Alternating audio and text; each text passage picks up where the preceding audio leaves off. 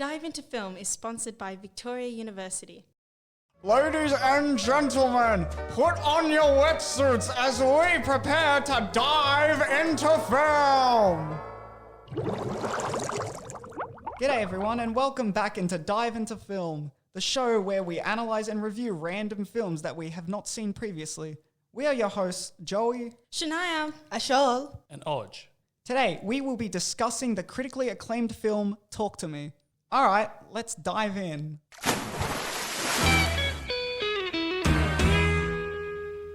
Talk to Me is an Australian horror film directed by brothers Danny and Michael Philippou. Filmed in South Australia, it is about a group of friends who discover how to conjure a spirit with an embalmed hand. Until it goes too far, we will play a bit of the trailer to let you know and get a feel of Talk to Me. Oh my god, they followed us. I like you. They're not gonna stop. They're never gonna stop.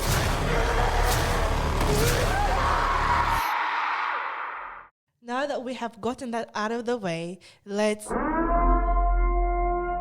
Oh, it sounds like the spoiler siren. Yes, we will be spoiling the film, so if you have not watched it previously, go and watch it, and then come back and listen to us. Now with that out the way, let's begin with a discussion and individual reviews. So, what was everyone's initial thoughts about the film?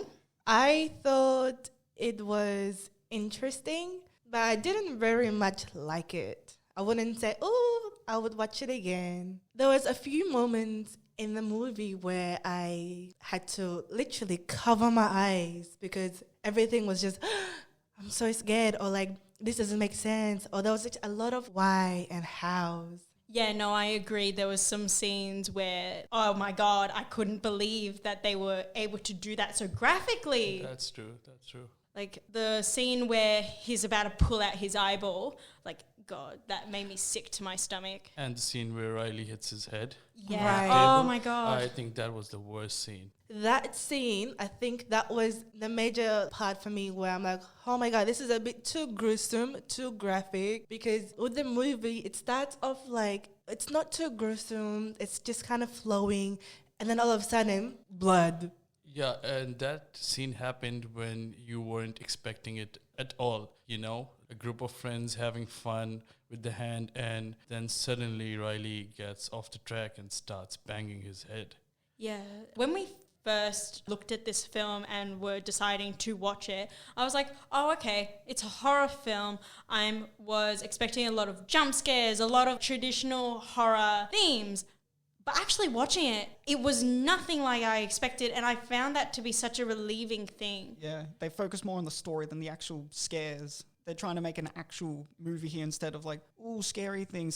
Like, don't get me wrong, the movie is scary. It's not scary visually, it's more scary psychologically. Yeah, the way it puts you into the narrative almost, and like you get this feel with the characters, and you're so invested into what this hand is doing and how the possession is basically a narcotic for them at this point. A few things that I really liked about the movie in the other side is it touched a lot about grief, depression, how we deal with it in today's society.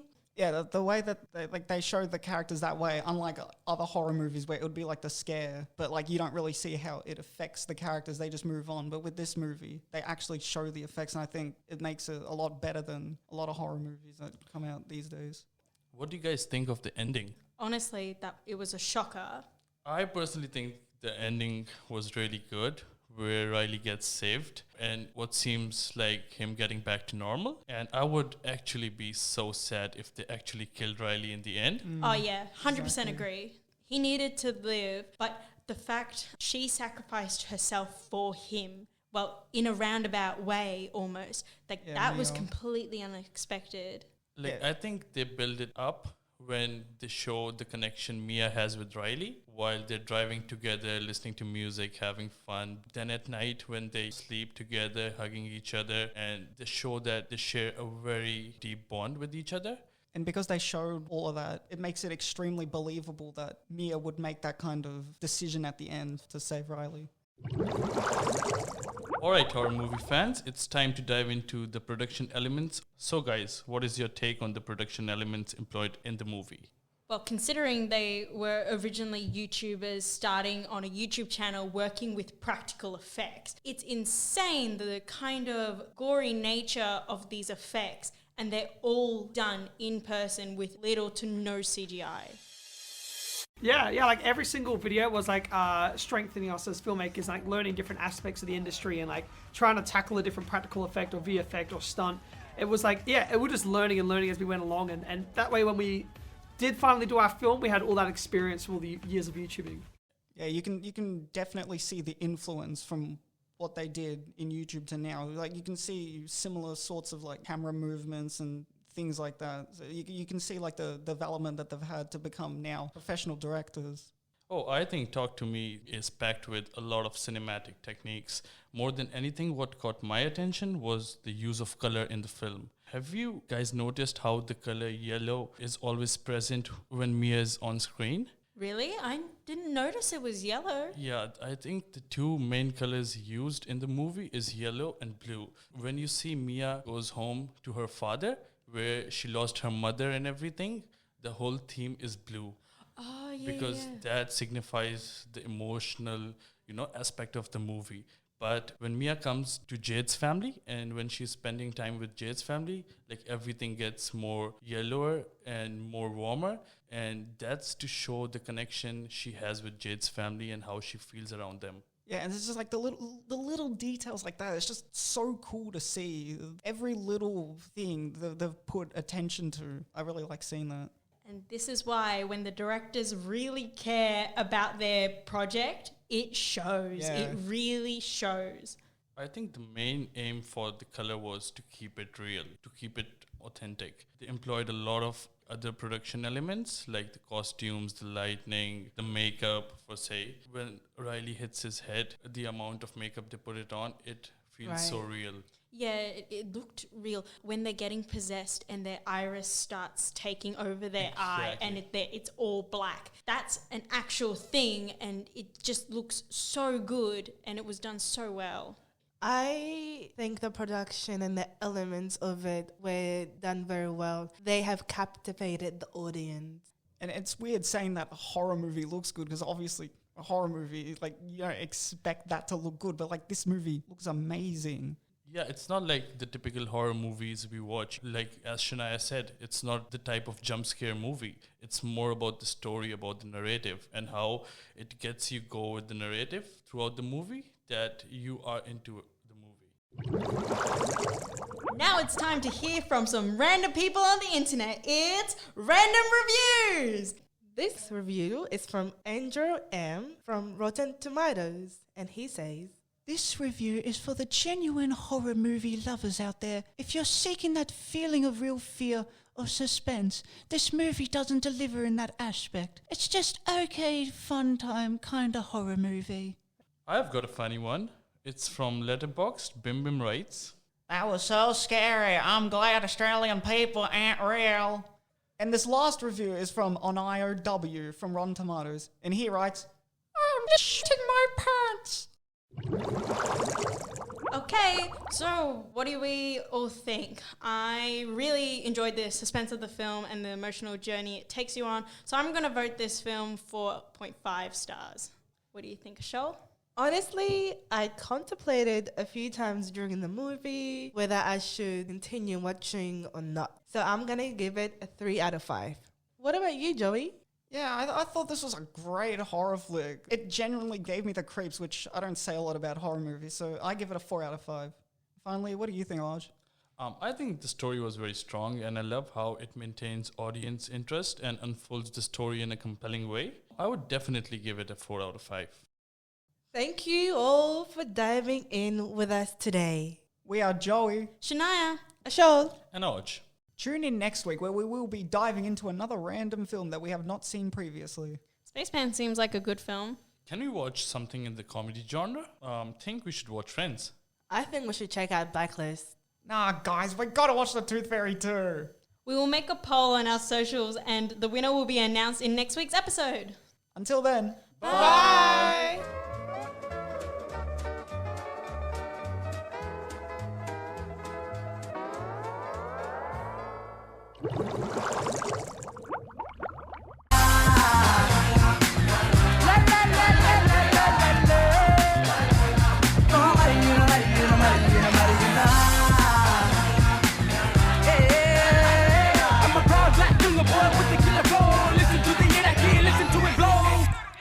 that was Mariuna by Baker Boy.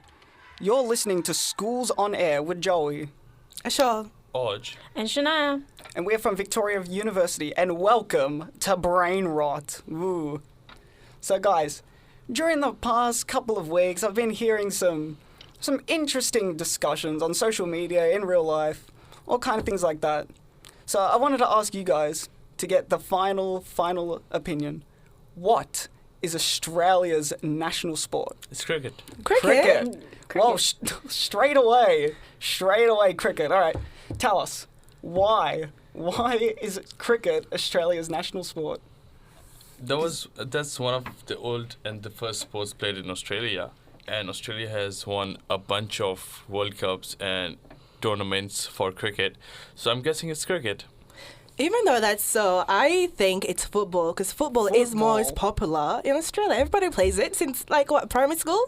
Nah, come on. They're both overrated. But being Come on. popular doesn't mean it's the national sports, right? I mean, but- everyone still plays it.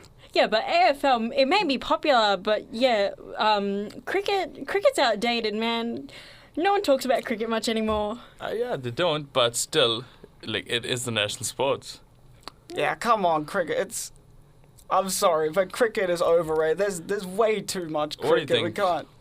Well, I honestly think that the national sport is ding ding ding tennis. Tennis. Yes, Tennis not so bad. Excuse me, tennis. No. Guys, there is a reason why tennis is the first sport played in Australia. Why? Because it's the best. It's number one. Yeah, but Case it's a summer closed. sport. Therefore, Sorry. it has to be played in summer. No, it doesn't. Right. Can It you doesn't imagine matter. Tennis is playing not that tennis in the big. winter? Doesn't matter. Tennis is the best for that reason only. That's why it is Australia's national sport, because it is the first sport played in the country. I'll Yes. have to cut you off there and just say no, it's actually soccer. Soccer. We almost got a public holiday because the Matildas almost won the World Cup. Okay. Emphasis on almost. Yeah, but it was that influential that the government would have done a public holiday if they had one. I'm pretty sure the government gave a public holiday when the first time Australia won the Cricket World Cup too, but that was Were you ages alive ago. then? I wasn't, but I'm pretty sure that happened. You're pretty sure. Pretty sure. Like, how sure are you? I'm Where's the guessing. facts? Yeah, but We'll have to look it up. going back to the soccer, do they even play it here? Like, actual tournaments? Yeah, it's really popular in schools just as much as AFL. The inter-school Right. sport is done with soccer. All the kids on the field are playing soccer. I just see it constantly, even in the neighborhood park near my house, 24/7. Yeah, I don't know. But I feel soccer is more of like an American or English thing, isn't it? Most of the time, right? I would say cricket is more UK. It started in, I would say, the UK. But Australia has the most number of World Cups and ICC tournament trophies, like, rather than like any other world. Okay, but who countries. knows them though? Right. Like, I don't. People aren't gonna know this. The cricket fans do, but it depends on what you follow. See, unlike the tennis, everybody knows the tennis. Like in Australia, I don't. everybody knows. Well, you're the odd one out. Well, Everyone in my world, everybody knows. well, we all seem to have like very different interests when it comes to sport. Quite diverse, yes. Yeah. Well, just because like AFL and soccer are very popular in the schoolyard doesn't mean that they are any less popular than cricket and tennis. Both very popular sports during the summertime, whilst ours seem more to be around the winter season. Right. What Shania said has been on point. Well, guys, we have to wrap it up. We can agree to disagree at this Tennis point. is the best. Cricket. To you. Well, guys, thank you for tuning in.